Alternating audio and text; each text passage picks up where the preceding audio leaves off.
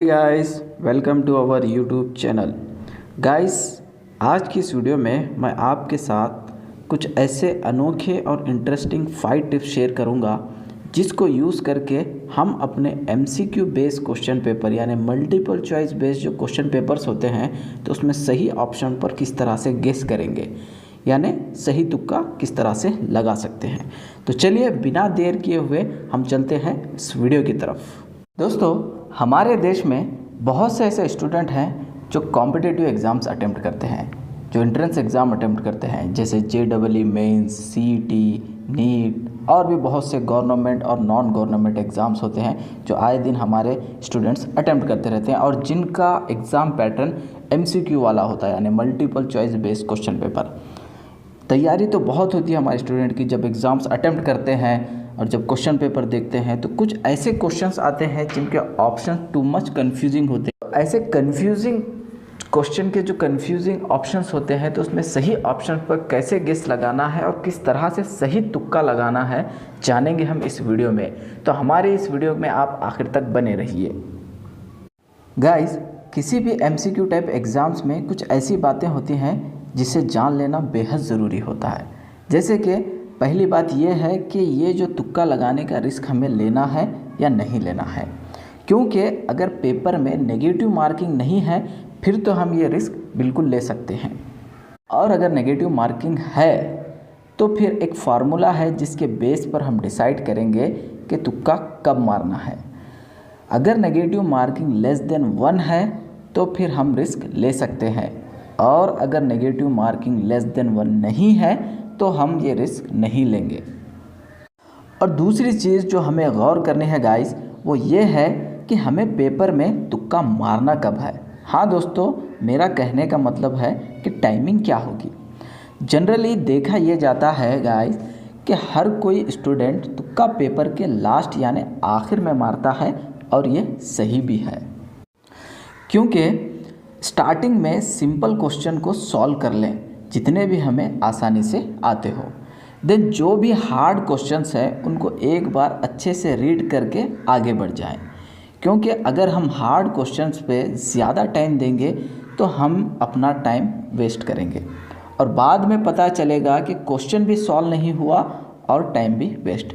इसलिए एक क्वेश्चन को 1 मिनट से ज़्यादा कभी भी मत दें। And guys one more thing जो हमें कभी भी MCQ टाइप पेपर या एग्ज़ाम में नहीं करनी है। नंबर 1, कभी भी पेपर में पैटर्न ना बनाएं। लाइक फर्स्ट में A, सेकेंड में B, थर्ड में C, फोर्थ में D, then reverse D, C, A and B। ऐसा पैटर्न कभी भी ना बनाएं। दूसरी चीज़ जो हमें नहीं करनी है वो ये है कि स्टूडेंट एक पर्टिकुलर कॉलम पकड़कर ना चले कि हम A या फिर C, तो ये भी हमें एग्ज़ाम में नहीं करनी है। जो तीसरी चीज़ जो हमें नहीं करना है कि वो ये है कि कुछ स्टूडेंट्स ऐसे होते हैं जो ऊपर वाले का नाम ले लेते हैं और फर्स्ट में A, सेकंड में C, थर्ड में D। तो ऐसी चीज़ें हमें बिल्कुल भी नहीं करनी चाहिए, क्योंकि गाइस ये जो पेपर हम लिख रहे हैं वो एक नेशनल लेवल पेपर है, तो ऐसे एग्ज़ाम्स में ये चीज़ें हमें नहीं करनी चाहिए। ठीक है, तो चलिए दोस्तों अब हम इस वीडियो की मेन टॉपिक्स पर आते हैं और देखते हैं कि वो क्या हैं 5 टिप्स जिसको यूज़ करके हम सही तुक्का लगा सकते हैं। विलियम पॉन्डस्टोन ये एक फेमस ऑथर हैं। उन्होंने अपनी एक बुक जिसका नाम है द रॉक ब्रेक सीजर, इसमें इन्होंने तकरीबन 30,000 MCQ क्वेश्चन यानी 30,000 मल्टीपल चॉइस क्वेश्चंस पर रिसर्च और एक्सपेरिमेंट किया है, और उस एक्सपेरिमेंट के बेस पर विलियम पॉन्डस्टोन ने कुछ ऐसे अनोखे और यूनिक टिप्स दिए हैं जो मल्टीपल चॉइस क्वेश्चंस में सही तुक्का लगाने या सही ऑप्शन पर गेस करने में काफ़ी हद तक हेल्प कर सकते हैं।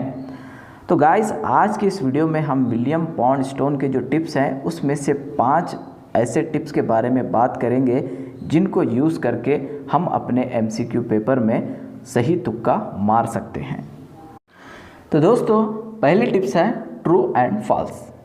गाइस अगर क्वेश्चन पेपर में कोई क्वेश्चन ट्रू और फॉल्स का पूछा जाए तो विलियम पॉन्डस्टोन के रिसर्च के अनुसार उनका मानना है कि 56% चांसेस बनते हैं कि ट्रू वाला आंसर ही सही होगा।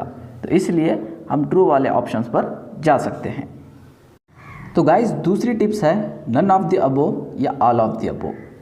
गाइस विलियम पॉइंटस्टोन के मुताबिक अगर किसी क्वेश्चन में ऑप्शंस दिया गया है और उस ऑप्शंस में नन ऑफ द अबोव या ऑल ऑफ द अबोव वाला ऑप्शन पूछा गया है तो 52% चांसेस हैं कि यही वाला ऑप्शन सही होगा।